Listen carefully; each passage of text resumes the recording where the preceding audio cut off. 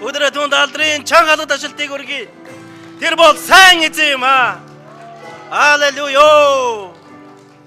Амен, амен. Аллилуйя. Бүгдэнд эзний өдрийн мэнд хүргэе.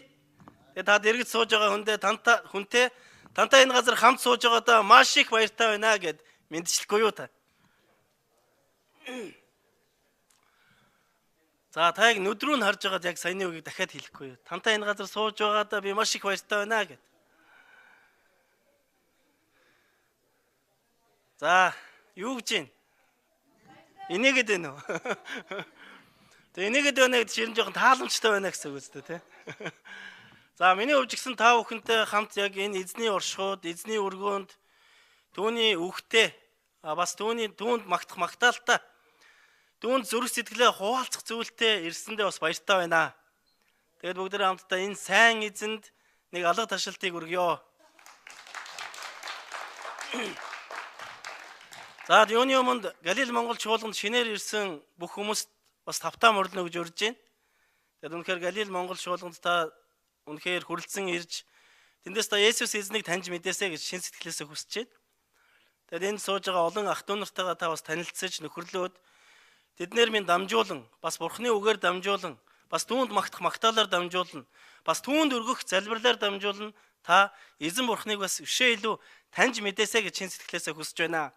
Тэгээ бүгдээ хамтдаа шинээр ирсэн хүмүүсээ нэг халуун алга ташлалтаар ухтаж авъя.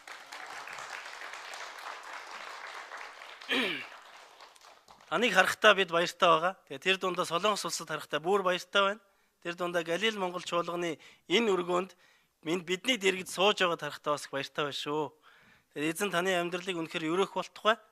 Амен. За, ер нь Христийн чуулганд хүмүүс маш олон шалтгаанаар ирдэг байгаа. Тийм үү? Та Христийн чуулганд ямар шалтгаанаар ирсэн бэ? Хамгийн анх. Магадгүй одоо бүжиглэх гэж ирж ирсэн. Чекэд гэж ирсэн. Миний хувьд болохоор Солонгос явах гэж очсон. Өөр далаа явах гэж ирсэн байна тий. Найзтай болох гэж ирсэн. Тэгэхээр ямар маш олон шалтгаанаар хүмүүс Христийн чуулганд ирдэг баг. Гэхдээ тэр газар ирээд заримдаа шалтгаанаа нөхөж авна. Заримдаа нөхөж авдаггүй, тийм үү? Заримдаа тэр шалтгаанаа үнэхээр орхиод шал өөр зүйл болж явж яадаг. Тийм үү? Тэгэхээр миний хувьд болохоор Солонгос явах зорилготой Христийн чуулганд очсон. Гэхдээ Солонгос явсан. Гэхдээ бас хамгийн гол зүйл нь тэр газараас би эзэн Бурхныг олж мэдсэн юм аа. Амен. Христийн чуулганд жигэн Бурхан байд юм аа. Тэр Бурхан бидний амьдралыг өөрчлөх хүч чадалтай тийм нэгэн эзэн юм аа. Амен. Тэгэхээр энэ газар Есүс Христээр өөрчлөгдсөн хүмүүс байгаа гэж ойлгоорой. Амен. Энэ газар Есүс Христээс болж цугларж байгаа хүмүүс байгаа гэж ойлгоорой. Энэ зүйлийг би маш сайн ойлгодог болсон. Яг тэгвэл миний амьдралд Есүс хэрэгтэй юм байна гэж би бодсон учраас.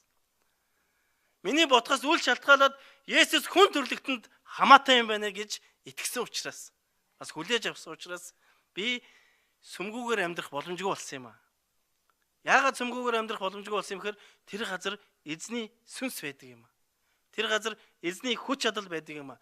Тэр газар эзний дуудсан хүмүүс байдаг учраас бид өнөөдөр эзний өмнө түүн рүү өөрт байгаа бүхий л магтаал хүндэтгэлийг энэ газар өргөн сууж байгаа юм аа. Амен. Эзэнд алдарн байх болтугай. Тэр бол магтагдах зохистой. Тэр бол сайн эзэн юм аа. За, өглөө усадсан чи хоолой жоохон сонирн болцсон. Тэгээд миний хоолой өөрөө ингээд сонсохоор ингээд жоохон өөр хүн яриад байгаа юм санагдаад байгаа шүү. Тэгээд та нарт бас тийг санагдчихэж магадгүй. За, тэгэхээр ойлгож өгөөрэй. Тэгээд сонхон онгорхон онцсон чинь жоохон салхи ороод юм болсон юм шиг байна. Тэгээд хүн чаа сул дорой юм дөө тэгээд. Жоохон салхинаас болж тэгэл ингээд хоолоо молоо нүвдээл тий. Янз бүр болж шít. Ер нь хүний амьдрал 3-4 шалтгаанаас болж хүн өвддөг гинэ. Нэгдүгээр шалтгаан нь Бурхан хүсэх юм бол тэр хүний амьдралд өвчин зөвшөөрөгддөг. Хоёрдугаар шалтгаан нь хүн өөрөөсөө илүү ачаалал авах юм бол өвддөг.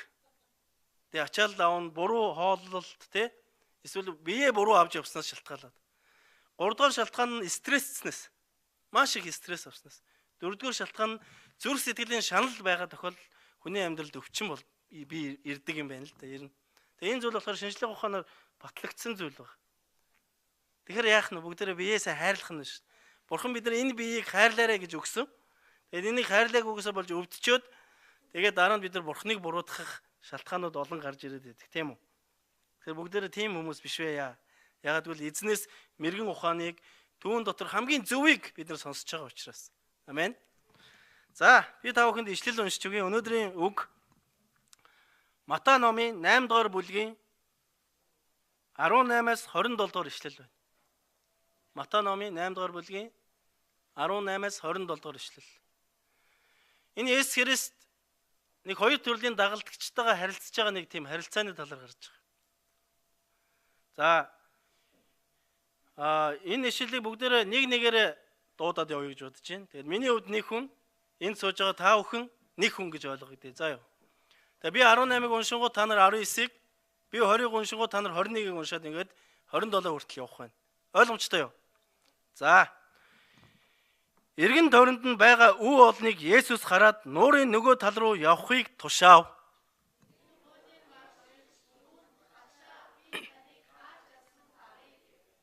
Есүс түүнд үнгэнд нүх, тэнгэрийн шуудад үүр байдагч хүний хүүд толгоо орогдох газар ч үгүй гэлээ.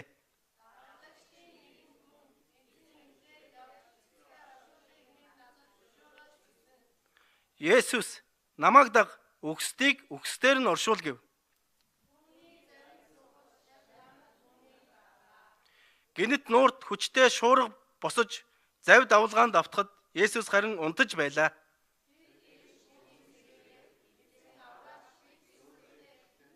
Есүс тэдэнд юунд айцхан вэ? Өчүүхэн итгэлтнүүдээ гэд тэр босож салхи болоод нуурыг зандарчээ. Гэтэл нам гүм боллоо.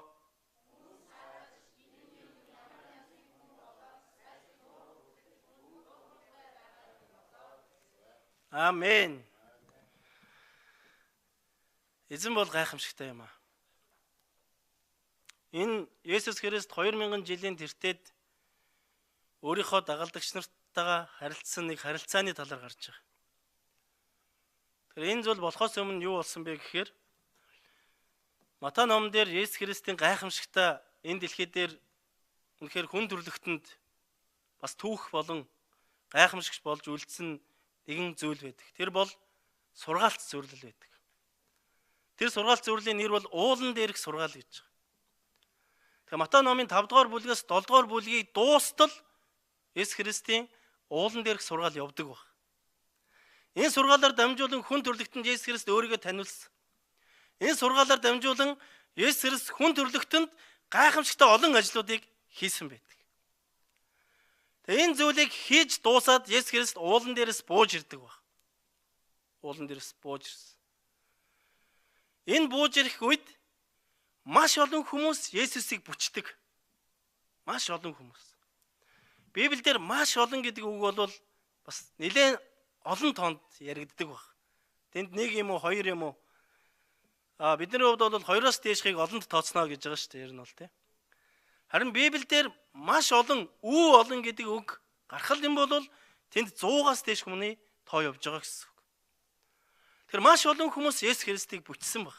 Яг гэвэл тэр уулан дээр сургаал зааснаас шалтгаалаад ийм зүйл болсон. Тэр уулнаас бууж ирэхэд нэгэн уйман өвчтэй хүн Есүс дээр ирээд "Эзэн, та намайг эдгэж өгөөч" гэж гуйсан баг. Та намайг эдгэж өгөөч гэж гуйсан баг. Харин Есүс Христ тэр уйман өвчтэй хүний өвчин дээр нь гараа тавиад эдгээдэг баг. Амен. Цаашаа үргэлжлүүлээд Есүс Христ явсан Капернаум гээд хотод очдог, тосгонд очдог. Тэр газар нэгэн цэргийн захирагч ирээд Есүс Христээс бас гуйдаг. "Миний зарц саа өвчин тусчлаа. Та эдгэж өгөөч" гэж гуйсан баг.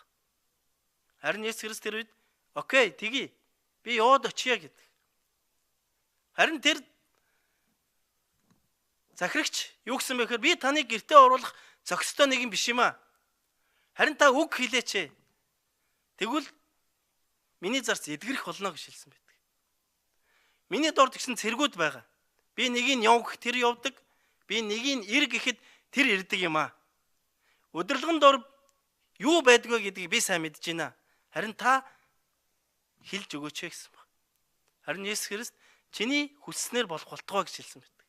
Харин тухайн үед тэр цагт, тэр минутад, тэр мөчид тухайн захирагчийн зарц нь эдгэрсэн байдаг. Тэгээд цаашаа эргээд Есүс Христ өөрийн дагалдагч Петрийн гэрт очдог. Тэдний гэрт очиход хадам ээж нь, хадам их нь халуунтай хөвтчихэд. Харин энэ бүгдийг хараад Есүс Христ Петрийн хадам ээж дээр гар тавихад тэр бас эдгэрдэг баг. Тэгээд Петрийн ээж, хадам ээж нь босож Есүст үйлчилсэн байдаг. Мөн тэр өөрөө тэр газар ирсэн үе олон өвчнийг тэр байтугай чөтгөрд эзэмдүүлсэн нэгийг тэр үгээрээ хөөж ирсэн. Амен. Ийм гайхалтай үйл явдал болсон баг. Тэгэхээр Есүс Христийн хувьд уйман өвчнийг эдгэн гэдэг бол хүний нүдээр харахад бол боломжгүй зүйл баг. Уйман өвчин. Та нар уйман өвчний талаар сонсч байсан уу? Сонсч байсан баг те. Харсан уу? Хараагүй баг те. Монголчуудад маань энэ жоохон хол те, хол тийм өвч. Та бүхэн интернет рүү ороод харах юм бол ингээд биен дээр нэгээд хүн харахааргүй тийм яр те, тийм зүйл болдог, тийм өвчин баг. Тэгээ би нэг дэлгэцээр нэг харуулд юм уу гэснээр бас жоохон муухай санагдаад ахын болчлаа. Харин тэр уйман өвчнийг Есүс Христийн хувьд хүний нүдээр харахад эдгэн гэдэг бол боломжгүй зүйл байсан. Яг л уйман өвчтэй хүнийг тухайн үед энэ хамгийн гэмтэй хүн гэж үздэг байсан баг. Хамгийн гэм нүгэлтэй.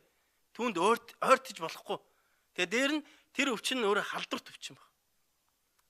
Тэгээ уйман өвчтэй хүнийг тусгаарлаад тэгээд гэрийнхэн түүнд хоол аваач шөхтөө гадаан тавьчаад зүхтдэг. Бүр тийм тусгаарлалтанд хүртэл ордог тийм өвчин баг.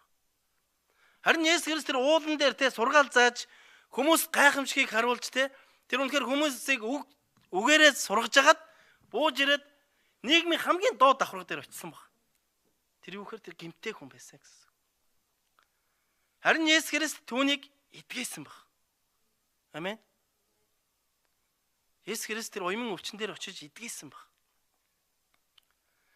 Хүмүүс харахтаа Есүсийг бас бозардчлаа гэж харж ирсэн баг. Харин тэндээс цаашаа эргээ тэр захирагчийн саа өвчтэй зарцыг хүртэл эдгээсэн баг. Дахиад цаашаа эргээд Петрийн ээжийг эдгээсэн баг. Тэгээд цаашаа эргээд тэр оройноо чөтгөрд эзэмдүүлсэн хүмүүсийг үгээрээ чөлөөлсөн баг. Амен. Энэ ямар гайхалтай үйл явдал болоо вэ? Бидний итгэж байгаа эзэн, бидний дагаж байгаа эзэн ийм гайхамшигтай эзэн юм аа. Тэр бол сайн эзэн. Тэр бол алдаа мадаггүй нэг юм. Амен. За ийм үйл явдал болсны дараа саяны бидний уншсан хэсэг болж байгаа. Тэгэхээр энэ үед яасан бэ гэхээр эхлээд Есүсийн эргэн тойронд маш олон хүмүүс байгааг Есүс анзаарсан баг. Тэгэхээр өнөөдөр нийгэмдэр бид нар Есүс Христийн тухай сонсоод сүм чуулганд маш олон хүмүүс ирж байгааг бид нар хардаг. Тийм үү? Тэр хүмүүс маш олон шалтгаанаар сүм чуулганд ирж байгаа. Зарим нэгэн түрүүний манай Очкогийн хэлсэн шиг чикийн идгэж ирсэн баг. Ялангуяа Солонгос улсад байгаа хүмүүс бол бүтэнсэ өдөр одоо зүгээр хөвтөж яхаар үнгүй чикийн очиод идчихээ даа гэд ирдэг хүмүүс их байсан. Одоо бас бидний дунд байгаа юм биш үсттэй. Байгаа бол та тууштай байгаарай гэж хэлмээр. Зарим ирчүүд болохоор сүмд яах ч ирдэг гэхээр эмэгтэйчүүдийг харах гэж ирдэг. Яг л үеийн охтууд байгаа учраас тэндээс очиод бас нэг юмтай болчмоор л шүү дээ.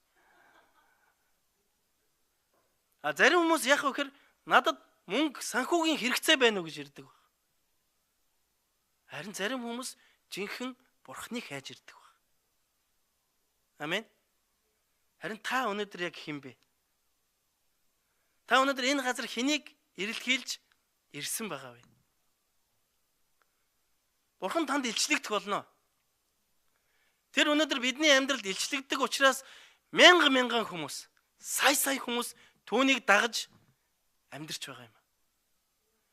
Тэр өнөөдөр амьд бөгөөд, тэр өнөөдөр хүч чадалтай бөгөөд, тэр өнөөдөр эрх мэдэлтэй учраас 2000 жилээс өнөөдрийн хүртэл түүний сайн мэдээ, түүний хүч чадал, түүний эрх мэдэл өнөөдөр хүн төрлөختөн бидний дунд тунхлагдсаар байгаа юм. Амен. Энэ дэлхийд хамгийн их дагалдагчтай хүн хин гэж Есүс Христ. Улс орон бүрд түүнийг дагж байгаа хүмүүс байна. Бүр тосгонд хүртэл түүнийг дагж байгаа хүмүүс байна. Яг тэгвэл энэ жинхэнэ бурхан байсан учраас. Магадгүй энэ хүнээс байсан бол бид нар нэг жил явбал байхгүй болох байсан баг. За боли үнэхээр сайн байлаа гэд тэр газар 1000 жил яваад байхгүй болсон баг. Гэхдээ бид нар 2000 жилийн туршид тэр байтха дэлхийн суурьас өнөөдрийг хүртэл түүний үг тунхаглагдсаар байгаа юм. Амен. Тэр бол бурхан юм. Бүгд хамтдаа түүн дээр ирж өөрчлөгдцгөөе. Бүгд хамтдаа түүний оршууд орж түүнийг харцгаая. Бүгд хамтдаа түүнд магтан дуулж тэр магтаал хүндэтгэлийн баяр хөөр гэж яг юу вэ гэдгийг мэдэрцгээе. Ах түнрээ. Амен. Тэр Есүс Христ үе олныг хараад нуурын нөгөө тийшээ явахаар тушаал болгодог баг. Тэр Есүс Христийн чи ерөөсөө нууцаар тийм юм яриаггүй гэсэн. Хүмүүсийн дунд тушаас би нуурын нөгөө ирэг рүү явмаар байна гэж.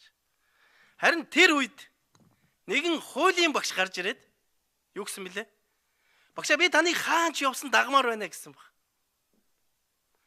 Тэгэхээр тэр хуулийн багш магадгүй Есүс Христийн хийсэн ажлыг хараад итгэсэн баг. Тийм үү? Яг тэгвэл түүний хүн идгэж байгааг харсан. Түүний хэлсэн үгнээс шалтгаалаад чөтгөр хөөгдөж байгааг харсан. Тэр очихгүйгээр байгаа газраасаа хин нэг идгэж байгааг харсан. Тэр зүгээр халуурж байгаа нэгэнд гар хүрэхэд эдгэрж байсныг магадгүй тэр хуулийн багш харсан баг. Тэгээ итгэсэн байж болох. А эсвэл итгэхгүйгээр тэр хүний хувьд сэтгэл хөдлөл явж исэн байж болох юм. Тийм үү? Үнэхээр гой санагдаад. Тэгээ тэр үед үнэхээр нийгмийн амьдрал бол үнэхээр хэцүү байсан ш. Өнөөдөр бид нар нэг жоохон хэцүү амьдрал туулдаг те. Тэр юу ч нийгмээрээ амьдрал нь хэцүү байсан гэсэн үг тэр үед. Тэр үед Facebook байхгүй. Тэр үед бидний одоо энэ Библийг ч юм уу эсвэл бусад зүйлийг сурах ном байхгүй. Тэ? Тэр үед бол үнэхээр амьдралын өртөг гэдэг зүйл бол маш доогуур байсан. Харин тэнд Есүс Христийн хийж байгаа зүйлийг хараад тэр хүн сэтгэл нь хөөрсөн байж болох юм. Тэгээ цаашаа харах юм бол тэр хүн хуулийн багш байгаа. Тэр хуулийн багш гэхээр ямар хүн байж таарах вэ? Тухайн үедээ тодорхой хэмжээний тэ нийгмийнхаа байр суурийг олцсон хүн байж шүү дээ. Тэнд бол амьдарж байгаа хүмүүс тэр яаж амьдрах ёстой вэ гэдгийг зааж чиглүүлдэг тийм нэгэн багш байх нь. Багш хүн бол хүний амьдралд хамгийн сайныг заахын төлөө байдаг шүү дээ, тэ. Тэгэхээр тэр хүний хувьд бол нийгмийн хувьд бол нэлээд байр суурь эзэлсэн өөрийн гэсэн бодолтой тэ өөрийн гэсэн тогтсон үзэл бодолтой тийм хүн баг. Харах юм бол харин тэр хүн ирээд Есүс тэр би таныг хаач явсан дагъя гэж хэлсэн баг. Тэгэхээр эзэн бурхан өнөөдөр хэн байхаас үл шалтгаалаад тэр ажиллаж чаддаг юм аа. Тэр хүн боловсралтай байна уу, боловсралгүй байна уу? Тэр хүн ажилтаа байна уу, ажилгүй байна уу? Тэр хүн хэн байхаас үл шалтгаалаад Есүс Христийн хүч чадал үйлчилдэг юм аа. Амен. Тэгэхээр өнөөдөр бид нар ч гэсэн яг энэ үйлчлэлд амьдарч байгаа.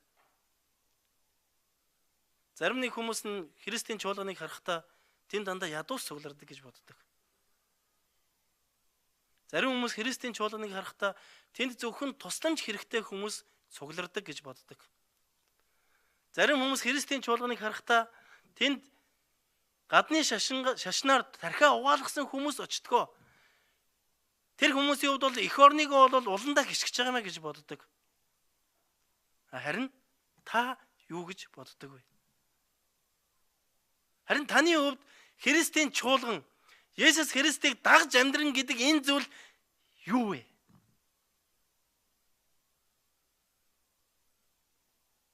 Миний хувьд одоогоос 13 жилийн өмнө анх удаага Есүс Христийн чуулганд орж үзчихсэн. Тэр үед ороод саяны миний дурдсан зүйлүүд яг миний дотор эргэлдэжсэн. Харин би тэр газраас би Есүс Христийн сүм чуулганаас тэнд хамрагдж байгаа хүмүүстэй нөхөрлөөд дээр нь эзний энэ үгийг уншаад энэ бол эзний үг те Библи. Эзний үгийг уншаад би жинхэнэ бурхан байна гэж олж харсан баг. би итгэсэн гэсэн. Харин тэгээд би түүнийг амьдралынхаа туршид дагж амьдрахаар шийдвэр гаргасан байдаг. Тэгэхээр энд сууж байгаа ах トゥ нар та бүхэн надтай адилхан ийм шийдвэр гаргасан, бас надтай адилхан ийм замлалыг туулаа явж байгаа хүмүүс маш олон байна. Гэхдээ бидний дотор нөгөө нэг анх эрэхтэй бодож байсан тэр бодол минь өнөөдөр хүртэл арилаагүй байгаа юм биш үсттэй. Нуугдцсан явж байгаа юм биш үсттэй. Арай үгүй бах тийм. Яагаад гэвэл тэр бурхан юм аа.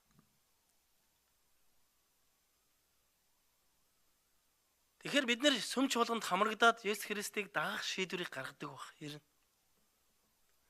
Бас сүмч болгонд хамрагдаад шинээр ирсэн хүмүүс өмнөө ирсэн хүнийг харахтаа энэ Есүсийн чи ямар өөр хандлагатай хүмүүс вэ гэж хардаг баг. Дээр нь сүмч болгон чи өөрөө ямар өөр орчинтой тий ямар өөр газар вэ гэж хардаг баг. Ер нь бол дийлэнхийн тийм бодолтой байдаг тийм үү? Харин энэ мөчид Есүс Христ өөрийг нь дагая гэж ирсэн энэ залууд нэгэн хариултыг өгсөн баг. Тийм үү? За би 20-с уншия. Есүс түүнд үнгэн нөх Тэнгэрийн шуудад үүр байдагч хүний хүүд толгоо хорогдох газар үгүй гэлээ. Энэ тэр залуу хүлээж авахгүй гэсэн үг юм болов? Есүс Христ тэр уйман өвчтэй нэгэн дээр очисон шүү. Хүмүүс түүнийг тоохгүй байсан. Олон жил тэр ганцаардж байсан байх тийм үү? Харин Есүс Христ энэ залууд юу гэж хэлсэн бэ гэхээр энэ Библийг харах юм бол чи хэрвээ намайг дагвал төлөөс төлөх болно гэсэн баг. Энэ утга санаагаар илэрхийлсэн гэсэн. Чи хэрвээ намайг дагах шийдвэр гаргаж байгаа бол чи амьдралдаа төлөөс төлөх болно гэсэн. Бид нар анх Есүс Христийг харахтаа маш их сэтгэл хөдлөлөөр дагж эхэлдэг тийм үү? Гой санагдаад. Үнэхээр сэтгэл дотор амар тайван мэдрэгдэж байгаа учраас. Гэтэ энэ бол Бурхны нэгэн гайхамшигтай ажил үнээсээ мөн. Гэхдээ харин бид нар түүнийг дагж явж явах үедээ нурддаг. Бурхан би таныг ингэж бодоогүй шүү дээ. Та яагаад надтай ингэж харилцаж байгаа юм бэ? Яг үнэндээ Бурхан анх таныг ирэхэд ямар байсан? Өнөөдөр бас тиймэрэл баг. Амен. Тэр хизээж хувирдгүй нэг юм. Тэр шийдвэр гаргасан бол тэр үнэхээр хүссэн бол яг л байгаагаар л байдаг эз. Харин бид нар яадаг байх нь? Наан нилээн наас цаашаа болдог байх нь ш. Тийм үү? Тэгэхээр энэ хүнд юу гэж хэлсэн бэ гэхээр чи төлөөс төлөх болно гэж хэлсэн баг. Тэгэхээр бид нар Есүс Христийг дагаа явж байхдаа тодорхой хэмжээний төлөөс төлж амьдрдаг баг.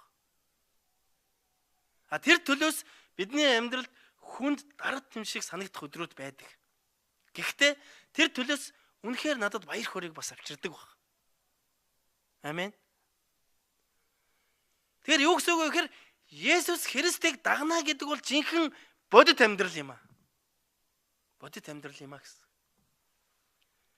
Жишээлбэл бид нар 7 сарын 27, 28, 29-нд далаа явъя гэж төлөвлөж байгаа. Амен. Бүгдээрээ хамтдаа явна шүү далаа. Тэр газар очиж бүгдээрээ сайхан амарна. Тэгээ далаа дээр тоглоно. Тэгээ юу болдгийг бид нар мэдж байгаа тий. Гэхдээ хэдүүлээ яг энэ үед хамтдаа далаа явъя гэж төлөвлөж байгаа. Тэгээ энэ далаа руу явахын тулд бид нар очиж байраа үзэх хэрэгтэй болно. Болсон ер нь бол. Тэгээд 3-7 хоногийн өмнө Бухан хот явж үзлээ. Өнгөрсөн 7 хоног Кавандо явж үзлээ. Тэгээд хамгийн гоё тогтоо те бид нар бас амарч болохоор тийм газар очиё гэж зорж байгаа ер нь бол. Тэгээд бид нар амрах гэж очсон юм чи тэр газар сайхан амраад тэгээд дээр нь эзний үгээр сайхан цэнэглэгдээд бид нар ирчгүүч аваад ирмээр байна тийм үү.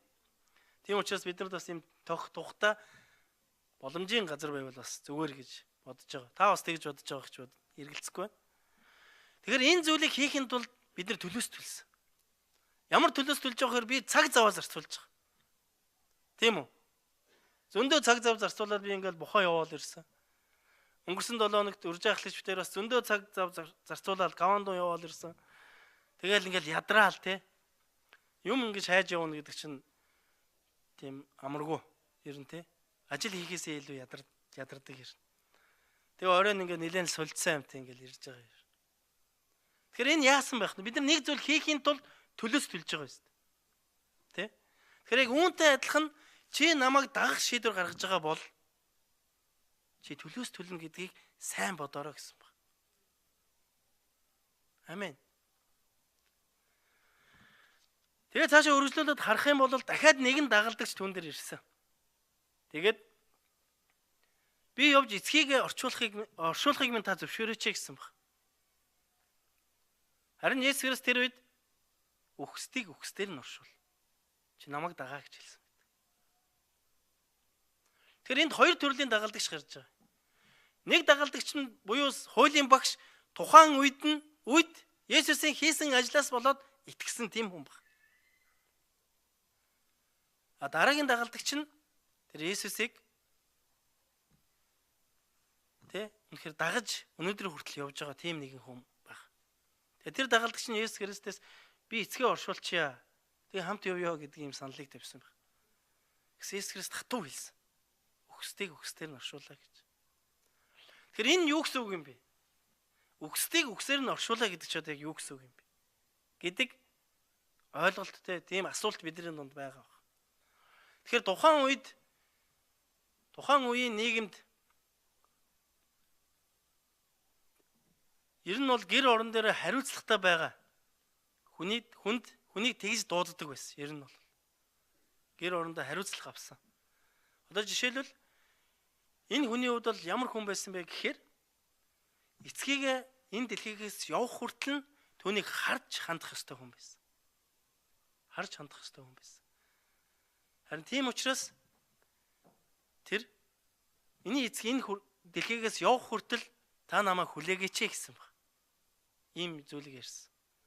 Тэгэхээр яг энэ утгыг Матай гэдэг хүний номыг бичсэн байгаа шүү дээ. Есүсийн дагалдагч те Матай яг тэр хэлбэрээр нь буулгасан байдаг. Ер нь бол. Тэгэхээр энэ Арабын орнууд руу ер нь бол ийм ойлголт байдаг гэсэн үг юм. Үхсдийг үхсдээр нь оршуулаа гэдэг нь тухайн хүн гэр орондоо ялангуяа эцгийгээ харж хандах ёстой хүн юм байна гэсэн тийм ойлголт.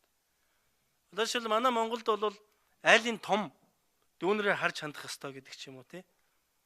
Эсвэл айлын баг нь гал голомтоо сахиж үлдэх ёстой ч гэдэг ч юм уу нэг тийм үг яриануд байдаг шүү дээ тий. Тэр Есүс Христ хэлсэн байгаа тэр дагалдагч. Та намайг түр хүлээгээч. Тэгэхээр Есүс Христ хэдий бол тэр хүнийг хүлээх вэ? Тийм үү? Тэгэхээр хатуу хэлсэн баг. Чи намайг даг. Үхсдийг үхсдээр нь оршуулаа гэж. Харин Есүс Христ Матай номын 6 дугаар бүлэг дээр нэгэн гайхамшигтай зүйлийг биднэрт хэлсэн байдаг тий. Тэр биднэрт яаж залбирах вэ гэдэг зүйлийг зааж өгөөд тэгээд дээр нь бид нар яаж амьдрах вэ гэдэг зүйлийг заасан байдаг. Тэр хэлэхдээ эхлээд та нар миний хаанчлыг хайх тун тэгвэл үлдсэн та бүхэнд өгөгдөх болно гэж хэлсэн. Амен. Тэгэхээр Есүс Христийн хувьд тэр хүний амьдралд юу болох вэ гэдгийг мэдж байгаа. Есүс Христийн хувьд тэр хүний амьдралд юу хэрэгцээтэй вэ гэдгийг хамгийн сайн мэдж байгаа нэг юм. Харин өнөөдөр бид нар маргааш миний амьдралд юу болохыг мэдэхгүй л хүмүүс шүү дээ. Ер нь бол. Тийм үү? Харин Есүс Христ надад итэг. Тэгээ намайг даг. Тэгээд Бурхны хаанчлыг чи олох юм бол бусад зүйл нь чамд өгөгдөх болно гэж хэлсэн. Тэгээ Библиэлд хэлэхдээ хээрийн цэцгсийг харалдаа. Ямар гоё юм бэ те? Соломон хаан үнэхээр сүр жавхландаа байхтаач тэр цэцгс шиг хувцлаагүй юм аа. Хээрийн шуудыг харалдаа. Бурхан тэр шуудад юу өгөх вэ гэдгээ мэддэгэ. Харин шууд ажил хийдэггүй. Утасч ярьдаггүй. Харин Бурханы ивэлээр амьдардаг юм а гэж хэлсэн байт. Тэгэхээр өөрийн дүр төрхийн дагуу бүтээгдсэн хүмүүс биднээр дамжуулан Бурхан өөрийн алдрыг авж байгаа ийм гайхалтай өрөөлөө, ийм гайхалтай хайр татам хэн нэгэндээ Бурхан бусдын өгөхгүй гэж юу. Амен. Бид нар өөр хүүхдэд хамгийн сайн л өгдөг шүү дээ, тийм үү? Бид өөрсдөө өмсөж чадахгүй, өөрсдөө идэж чадахгүй мөртлөө бид нар өөр хүүхдэд өгдөг. Яг үүнтэй адилхан Бурхан түүний амьдралд юу болох вэ гэдгийг хамгийн сайн мэдж байгаа нэг. Тийм учраас намайг дагаа гэж хэлсэн байдаг. Амен. Тэр өнөөдөр бидний хувьд гэсэн яг ийм шийдвэр гаргаад явж байгаа хүмүүс маш их байна. Өнөөдөр таны дэргэд сууж байгаа найз бас л ийм шийдвэр гаргаад явж байгаа. Тэгж явлаа гэд бидний амьдралд уруутсан, дороотсон зүйл нэг байхгүй байна. Ялангуяа миний хувьд би бас өөр дөрөө бодож үзэж байна л та. Анх 13 жилийн өмнө Есүс Христээр ирэхдээ би хэн байсан бэ? Өнөөдөр би 13 жилийн дараа Есүсийг дагснараа хэн болсон бэ гэж. Тэгэхээр яасан бэ гэхээр Есүс Христ миний бодсноос хав илэг өгсөн гэсэн үг. Амен. Тэгэхээр юу? Есүс Христ таны бодсноос хав илүүг төлөвлөсөн байдгаа гэсэн. Бүгдээр хамтдаа түүний үгэнд дуулууртаагаар түүнийг дагцгаа яах вэ? Түүний үгэнд дуулууртаагаар түүнийг дагцгаа. Би дахиад хэлье. Түүний үгэнд дуулууртаагаар Есүс Христийг дагцгаа яах вэ? Тэр таны амьдралд өөрчлөлтийг өгөх болно. Яг гэвэл түүнд эрх мэдэл нь байдаг учраас. Яг гэвэл түүнд хүч чадал нь оршдог учраас. Тэгэхээр Даниэл 7 дугаар бүлгийн 13-аас 14 дээр эзэн Даниэлээр дамжуулан гайхалтай нэгэн зүйлийг хэлсэн байдаг. Даниэл бол үзэгдэл үздэг залуу байсан, тийм үү? Даниэл бол зүү зүүдэлдэг залуу байсан. Тэр бас зүүдийг тайлдаг тийм гайхалтай бэлэг яваастай тийм залуу байсан. Тэгээ энэ дээр хэлэхдээ 13-аас 14 дээр ингэж хэлсэн байна. Би шөнийн үзэгдлийг харсаар байв. Харагтун хүний хүү шиг нэг нь Тэнгэрийн үйлсээр ирж эртний нэгэн дээр очиод түүнд бараалхав. Түүнд эрх мэдэл, сүр жавхлан, хаанчлал өгөгдөж бүх ард түмэн үндэстэн бүх хилтэн түүнд үйлчлэв. Ноёрхлон үрдийн ноёрхол, ис өнгөрөн одон хаанчлал, ис устдах хаанчлал юм а гэсэн.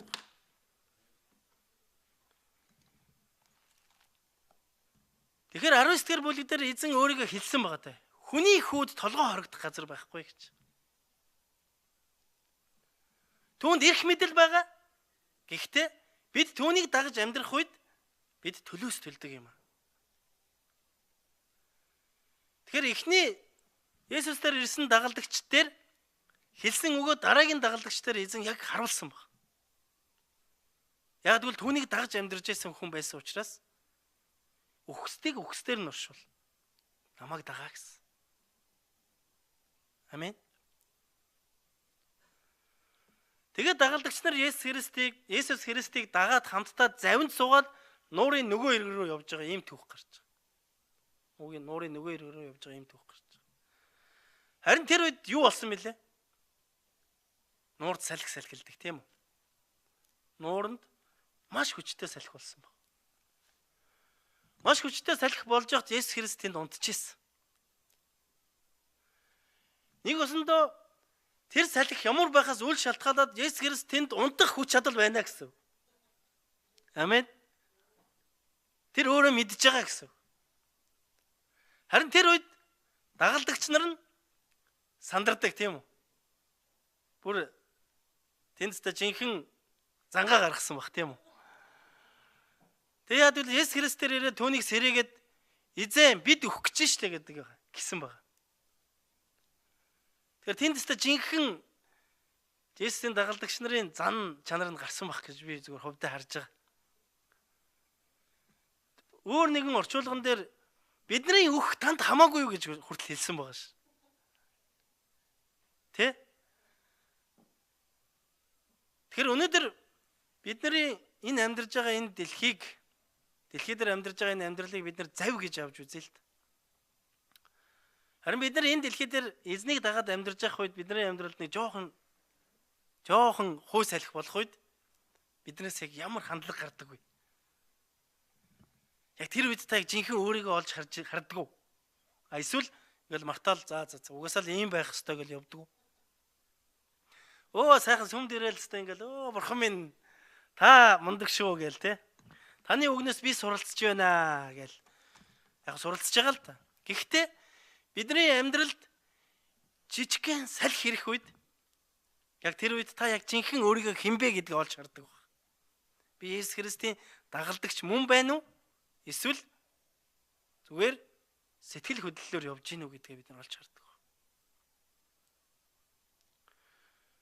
Тэгэхээр Есүс Христийн сүм чуулганд ирээд бид нар яагаад өөрчлөгдөд байд юм бэ?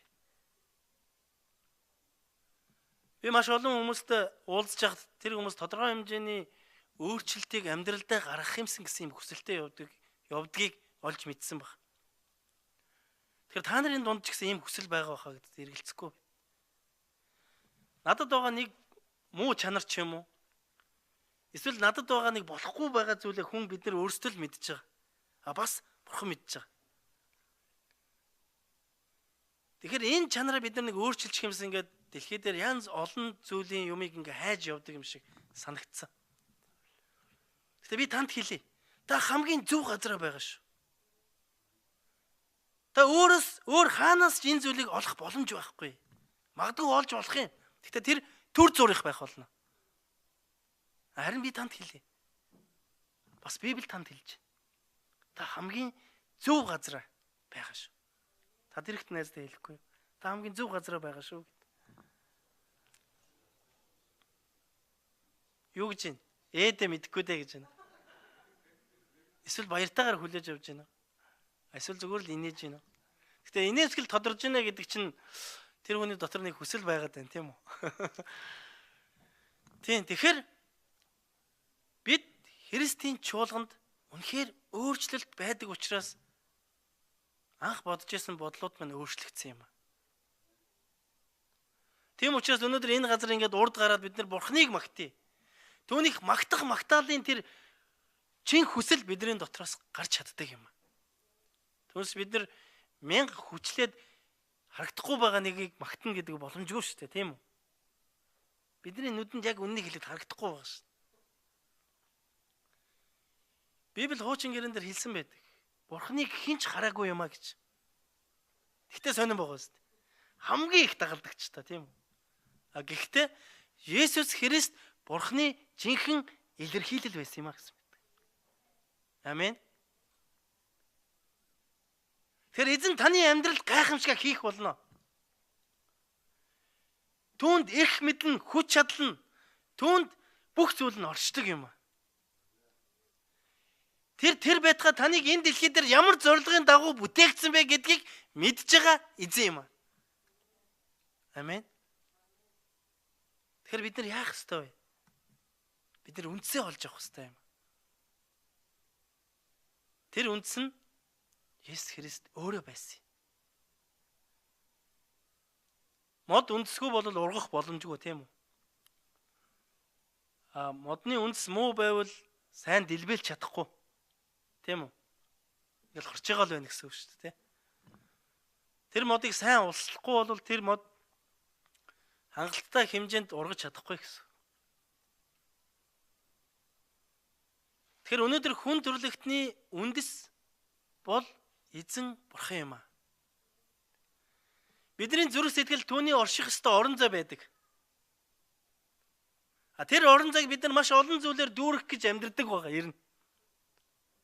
Бид нар боловсрлоор, бид нар эрх мэдлэр, бид нар эд хөрөнгөөр, бид нар шашин шүтлгээр юу гэдэг те маш олон зүйлээр бид нар тэр орон зайг дүүрэх гэж амьдрч амьдралынхаа хамаг цагийг бардаг баг.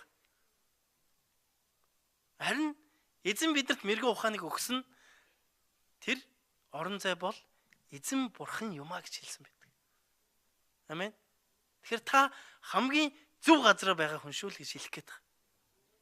Амен. Та бүү эргэлз. Магадгүй таныг эргэлзүүлэх маш олон зүйлүүд явж аж болох юм. Магадгүй таны сэтгэлийг татж байгаа маш олон зүйл Христийг дагаж амьдрахаас гадна зүйлүүд байж, гадна харагдаж байж болох юм. Гэтэ та бүх хурдаар тэр таныг мөнх авралт хүргэх боломжгүй юм а. Харин та эзэн бурхныг олж авсан цагт бусад зүйл нь өгөгдөх болно гэж Библи бидэнд өөрөө хэлсэн байдаг. Амен. Тэгээ эзэн сэрээд дагалдагч нартай юу гэж хэлсэн? итгэл багтаа хүмүүсээ гэсэн баг. Итгэл багтаа хүмүүсээ. Та нар юунаас айгаад байгаа? Тэр Есүс Христтэй хамт байхдаа тэр бол Есүс Христийг юу хийсэн бэ гэдгийг нүдэрээ харсан хүмүүс шүү дээ. Тийм үү? Тэгээд дээр нь Есүс Христийн яг энэ дэлхий дээр бодитоор амьдарч байгаа тэр амьдралтай нь хамт завин дээр явж байгаа хүмүүс баг. Тэр үед л тийм зан гаргаж ирсэн байх нь шүү дээ. Ер нь. Харин өнөөдөр бид нар түүнийг харахгүй мөртлөө түүнд итгэж байгаа гайхамшигтай өрөөгцөн нэг юм. Амен. Эзний үг хэлсэн байдаг шүү дээ. Түүнийг хараагүй мөртлөө түүнд итгэж байгаа та ямар өрөөлтэй нэг юм бэ гэж хэлсэн байдаг. Тэгэхээр өнөөдөр бид бүхэн Есүс Христийн дагалдагч болоод алхаж байх үед танд яг юу тулгарч байна вэ? Тэр үед та яг ямар хандлага гаргаж байгаа вэ? Үнэхээр таны итгэл үндэстэйгээ нийлсэн байгаа юу? Эсвэл та өөрийн үндсийг маш сайн усалж чадаж байгаа юу? Харин тэр үндэс бол Есүс Христ би юм аа гэж хэлсэн байдаг. Тэгээд тэнд байгаа үе олон хүмүүс Есүсийг хараад гайхсан баг. Энэ ямар янзын хүн болоод салхи нуур хүртэл түүнд захирагдмэ гэж хэлсэн баг. Тэгэхээр Есүс Христ өвчтөө нэг эдгэх эрх мэдэл байсан бол түүнд байгаль дэлхийг хүртэл захирагдах тэр хүч чадал Есүс Христэд оршдог юм. Амен. Тэр бидний дагаж, бидний итгэж, бидний амьдралдаа олж авах гэж явж байгаа нэгэн бол Есүс юм. Амен. Тэгэхээр түүний өмнө өвчин захирагдж байсан. Түүний өмнө чөтгөрүүд захирагдж байсан. Муу сүнснээ. Түүний өмнө байгаль дэлхийг хүртэл захирагдж байгаа маа гэдгийг яг энэ хэсгээр дамжуулан Библи биднэрт өнөөдөр өгүүлж байгаа. Тэгэхээр таны итгэн дагж яваа эзэн бол бодтой нэг юм. Бидний итгэн дагж яваа эзэн бол үнэхээр бодтой нэг юм. Тэр хизээч хийсвэр байгаагүй. Тэр бидний амьдралд бодтой замлалыг тоолуулдаг баг. Амен. Харин Есүс Христийг харж байх үедээ хүмүүс ингэж ийсэн чинь хараагүй биднэрт бас ингэлгүүл яах вэ гэж магадгүй бидний дотор бодогдчихэж болох юм. Гэхдээ эзний дагалдагч нар түүнийг энэ дэлхийгээс явах үед эзэн шим зүйлийг гаргаагүй. Түүний дагалдагч 12 дагалдагч байсан тийм үү? Яагаад гэвэл түүний дээр ариун сүнсний тосолгоо байсан учраас тэдний дээр. Амен. Есүс Христ энэ дэлхий дээрээс явахдаа би энэ дэлхийгээс явна. Гэхдээ та нарт би нэгэн туслагчийг өгөх болно. Түүний нэр бол ариун сүнс юм аа. Тэр сүнс үеийн төгсөл хүртэл та нартай хамт байх болно гэж хэлсэн байдаг. Үеийн төгсөл хүртэл. Харин тэр сүнс нь та нарт намайг гэрчлэх болно гэж хэлсэн байдаг. Тэгэхээр бид нар яах вэ гэхээр бид нар ариун сүнсгүйгээр эзэнтэй хамт алхах ямар ч боломж байхгүй гэсэн. Магадгүй бид нар өөрийнхөө хүчээрээ өөрийн оюун бодлороо бодоод түүнийг хэсэг дагах байх. Өө гоё юм байна те. Өө өстө гоё найз нартай болчлоо. Өө сайхан чики идэж шүү гэд. Бид нар хэсэг дагах байх. Харин бид нар нурах бол. Харин бид ариун сүнсийг хүлээж авах юм бол түүгээр дамжуулан эцэг бурхан эзэн Есүс Христ эцэг рүү биднийг хөтлөх болно гэж Библи биднэрт хэлсэн байдаг. Амен. Тэгэхээр ийм гайхамшигтай эзэнд итгэж, ийм гайхамшигтай эзэнд бид нар амьдралынхаа цагийг зарцуулж, ийм гайхамшигтай эзнээс бид нар өрөөлийг авж байгаа ийм өрөөгцөн арт юм ах дунараа. Тэгээ би танд нэг зүйлийг хэлье. Өнөөдөр та хамгийн чухал газараа байгаа шүү. Та энэ газраас Бурхныг олж харах болно. Та энэ газраас Есүстэй уулзах болно. тэр мөчөөс эхлэн таны амьдралд өөрчлөлт явагдах болно. Тэр мөчөөс эхлэн таны тэр дотор байгаа тэр өөрчлөлтийг та бас олж харах болно. Амен. Тэгээд энэ зүйлээр дамжуулан таны дэргэд байгаа найз өрөөгдөж амьдрах болно. Танаар дамжуулан таны мянган үе өрөөгдөнө гэдэг та итгэдэг үү? Амен. Тэгэхээр өнөөдөр та эзэн дээр ирээд та үнэхээр түүн дотор тэр амар тайвныг мэдрээд үнэхээр бидний амьдралын төлөө, бидний гэм нүглийн төлөө загалмаа дээр цовдлогдсон Есүс муу юм байна гэж итгэх үед та түүний хүүхэд болох эрхийг авдаг байх юм. Амен. Иохан номон дээр миний нэрэнд итгэдэг хүмүүс миний хүүхэд болох эрхийг авна гэж хэлсэн байдаг. Тэгэхээр танаар дамжуулан таны мянган үе өрөөгдөх болно ах дүү нар. Өдөр хамтдаа эзнээс зуурн түүний дагалдагч нар байцгаая. Тэгэхээр эзэн Есүс дагалдагч нартай хандан хоёр зүйлийг хэлсэн байгааг бид нар эндээс олж харах боломжтой. Нэгдүгээр зүйл бид төлөөсийг төлөх болно. Та нар төлөөс төлж амьдрын шүү. Гэхдээ энэ төлөөс танд баяр хөөргийг авчрах болно. Амен. Энэ төлөөс таны амьдралд намайг таньж мэдэх, Бурхныг олж харах, түүнийг амьдралдаа оруулах гайхалтай өрөөл байх болно гэж хэлсэн байна. Амен. Хоёр дахь төлөвлөгөө нь миний хаанчлалыг хайх тун. Бусад зүйл нь та нарт өгөгдөх болно гэж хэлсэн. Тэгэхээр эзэн биднэрт юу өгөхөө өөрөө мэдж байгаа. Харин бид нар юу хийхээ мэдж байгаа.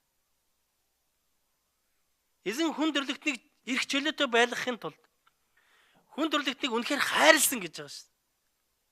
Тэр хайр дотор юу байх вэ? Эрх чөлөө байна те. Хайр дотор юу байх вэ? Сонголт байна.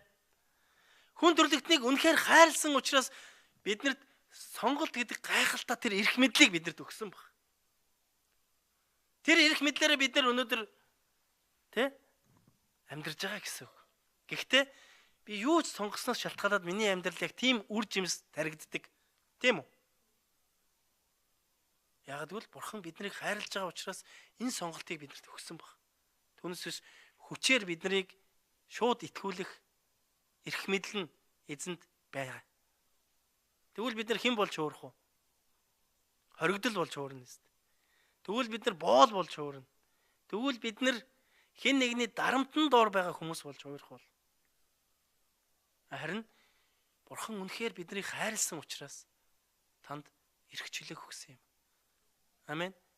Харин энэ эрх чөлөөгөр бүгдээрээ гайхалтай тэр сонголтуудыг хийж амьдарцгаая. Тэр сонголт бол эзэн Есүс Христ байх болтугай. Тэр эзэн Есүс Христийг тэр сонголтоор дамжуулан бид нэр хүлээж авч түүгээр дамжуулан бүгдээрээ ерөөлийн сууг болцгоё ах дүү нар. Амен. Тэ эзэнд бүх алдар нь байх болтугай. Бүгд хамтдаа залбирцгаая. Есүс эзэн минь өнөр тань талархаж байна.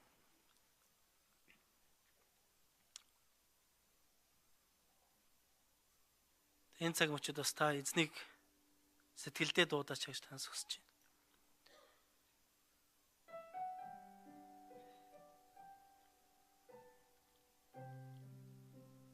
Тэгэхээр эзний үгээр дамжуулан бидний зүрх сэтгэл угаагдаж эзний үгээр дамжуулан бид түүнийг олж харж эзний үгээр дамжуулан бид энэ газар ирж сууж байгаамаа. Есүс. Та энэ цаг мөчид бас эзнийг өөрийн зүрхэндээ дуудаач. Магадгүй таны амьдралд хийх хоосон зүйл байгаа бол таны зүрх сэтгэл хоосон юм шиг санагдаж байгаа үе байгаа бол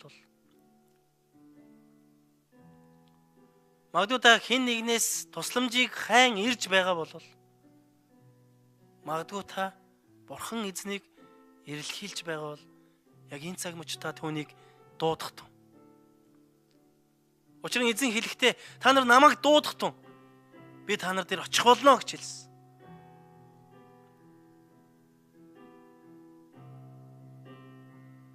Учир нь эзэн шийдсэн шийдвэр дээр бат зогсдог нэг юм аа. Тэр сонгосон сонголтын дээр бат зогсдог нэг юм аа.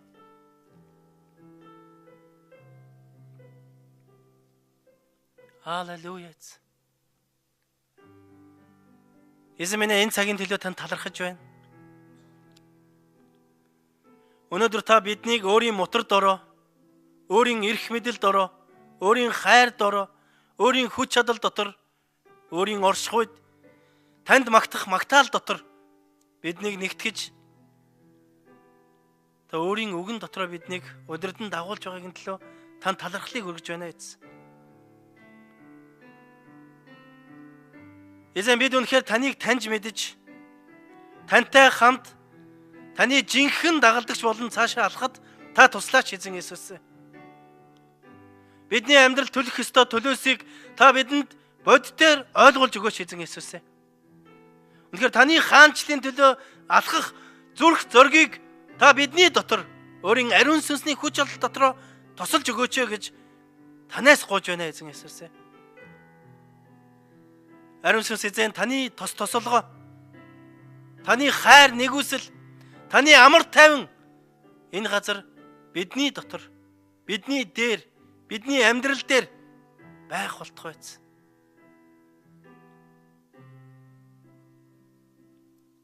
Эзэн Есүсийн нэрээр энэ цагийг таны үгийг даатхан өргөн залбирч байна. Аамен. Эзэн алдарш болтугай.